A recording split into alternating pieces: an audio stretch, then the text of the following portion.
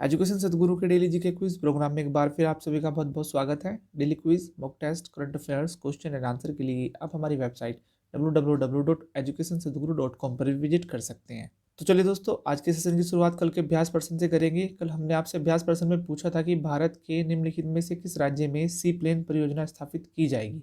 Option A Rajasthan, B Uttar Pradesh, सी गुजरात या फिर D Punjab. इस प्रश्न का सही आंसर है ऑप्शन सी यानी गुजरात। हाल ही में गुजरात में 5 सी प्लेन सेवाओं में से पहली नर्मदा जिले के केवड़िया में अहमदाबाद में साबरमती नदी को स्टैचू ऑफ यूनिटी से जोड़ने वाली सेवा का 31 अक्टूबर को सरदार वल्लभ पटेल की जयंती पर उद्घाटन किया जाएगा। आपको बता दें कि इससे अहमदाबाद और स्टैचू ऑफ यूनिटी के बीच की दूरी सिर्फ 1 घंटे में तय की जा सकेगी। चलिए अगला प्रश्न देख लेते हैं कि हाल ही में कृषि कानून को लागू न करने वाला देश का पहला राज्य कौन बना है। Option A Kerala, B Tamil Nadu, C Assam या फिर डी पंजाब। इस प्रश्न का सही आंसर है ऑप्शन डी यानी पंजाब। हाल ही में पंजाब कृषि कानून को लागू न करने वाला देश का पहला राज्य बन गया है। पंजाब विधानसभा विशेष सत्र में पंजाब के मुख्यमंत्री कैप्टन अमरिंदर सिंह ने सदन में केंद्रीय कृषि विधेयकों को निरस्त करने और उनकी जगह राज्य के अपने कृषि विधेयक लागू करने का प्रस्ताव पेश किया है। चलिए अगला प्रश्न भी देख लेते हैं कि हाल ही में केंद्रीय शिक्षक पात्रता परीक्षा यानी सीटेट की वैधता 7 साल से बढ़ाकर कितने साल कर दिया गया है। ऑप्शन ए 15 साल, बी 20 साल, सी 10 साल या फिर डी आजीवन। इस प्रश्न का सही आंसर है ऑप्शन डी यानी आजीवन काल। हाल ही में सीबीएसई की तरफ से आयोजित होने वाली केंद्रीय शिक्षक पात्रता परीक्षा यानी सीटेट की वैधता 7 साल से बढ़ाकर आजीवन कर दी गई है। यूपी की शिक्षक भर्ती में सीटेट मान्य होने के कारण प्रदेश के बेरोजगार युवाओं को भी इस निर्णय का लाभ मिल सकेगा। आपको बता दें कि सीबीएसई हर साल 2 बार सीटेट की परीक्षा आयोजित कराता है। चलिए अगला प्रश्न में देख लेते हैं कि भारत सरकार तथा संयुक्त राष्ट्र बाल कोष यानी यूनिसेफ की पहल पर एनीमिया मुक्त भारत कार्यक्रम के तहत किस राज्य को शीर्ष स्थान मिला है। Option A Haryana, B Karnataka, C Uttar Pradesh या फिर डी हिमाचल प्रदेश। इस प्रश्न का सही आंसर है ऑप्शन ए यानी हरियाणा। केंद्रीय स्वास्थ्य एवं परिवार कल्याण मंत्रालय तथा यूनिसेफ की पहल पर एनीमिया मुक्त भारत कार्यक्रम के तहत हरियाणा को देश के 28 राज्यों की सूची में पहला स्थान मिला है। आपको बता दें कि इस सूची के स्कोर कार्ड में हरियाणा को 46.7 अंक के साथ एनीमिया मुक्त भारत सूचकांक में शीर्ष स्थान पर रखा गया है। चलिए अगला प्रश्न भी देख लेते हैं कि अंतर्राष्ट्रीय नागरिक उड्डयन सेवाओं को प्रोत्साहन देने के लिए भारत ने किस देश के साथ एयर बबल समझौता किया है। Option A Nepal, B Maldives, C Sri Lanka या फिर डी बांग्लादेश। इस प्रश्न का सही आंसर है ऑप्शन डी यानी बांग्लादेश। भारत और बांग्लादेश के बीच अंतर्राष्ट्रीय नागरिक उड्डयन सेवाओं को प्रोत्साहन देने के लिए एयर बबल समझौता किया गया है। नागरिक उड्डयन मंत्री हरदीप सिंह पुरी ने ट्विटर पर यह जानकारी दी है। आपको बता दें कि इसके तहत भारत और बांग्लादेश के विमान दोनों देशों के बीच हर सप्ताह कम से कम 28 उड़ानें संचालित करेंगे। चलिए अगला प्रश्न में देख लेते हैं कि हाल ही में किस राज्य सरकार ने बेहतरीन शिक्षण माहौल सुनिश्चित करने हेतु 80,000 सरकारी स्कूलों में स्मार्ट ब्लैक बोर्ड योजना लागू करने की घोषणा की है। Option A Kerala, B Maharashtra, C Tamil Nadu या फिर डी दिल्ली। इस प्रश्न का सही आंसर है ऑप्शन सी यानी Tamil Nadu.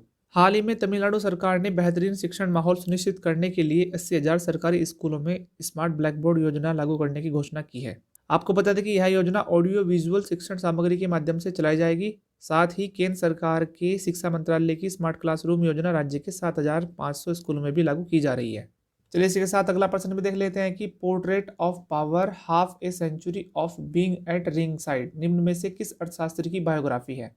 Option A Raghuram Rajan, B Urjit Patel, C D Subba Rao या फिर डी नंदकिशोर सिंह।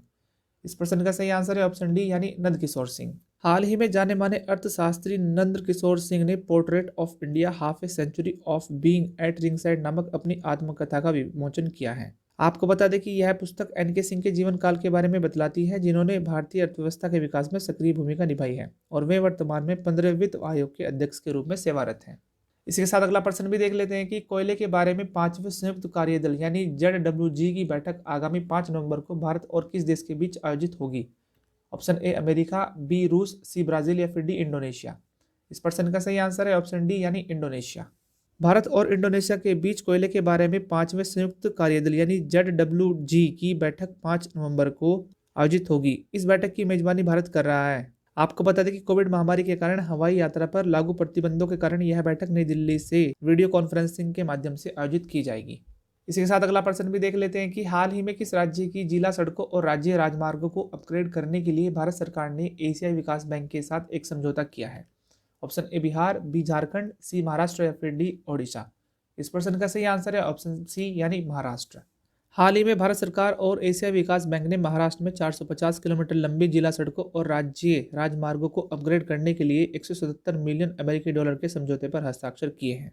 इन सड़कों से शहरी और ग्रामीण क्षेत्रों के बीच संपर्क बेहतर होगा और यह ग्रामीण क्षेत्रों के बाजारों तक बेहतर पहुंच प्रदान कर सकेंगे। इसके अलावा सड़कों से गतिशीलता और आजीविका के अवसरों में भी सुधार होगा।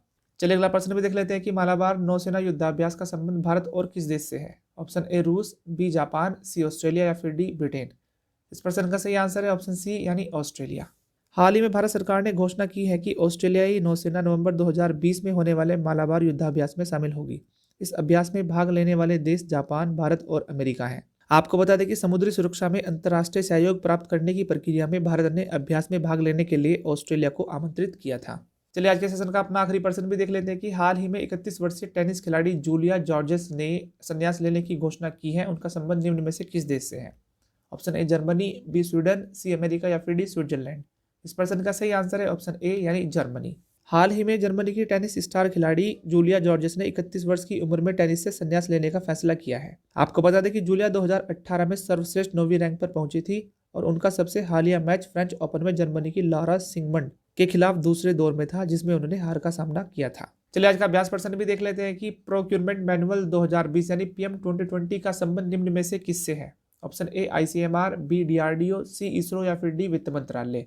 इस अभ्यास प्रश्न का आंसर आप हमारे कमेंट सेक्शन में जरूर दीजिएगा और यदि आज की वीडियो आपको पसंद आई हो तो वीडियो को प्लीज़ लाइक करें, कमेंट करें और दूसरों के साथ शेयर भी करें।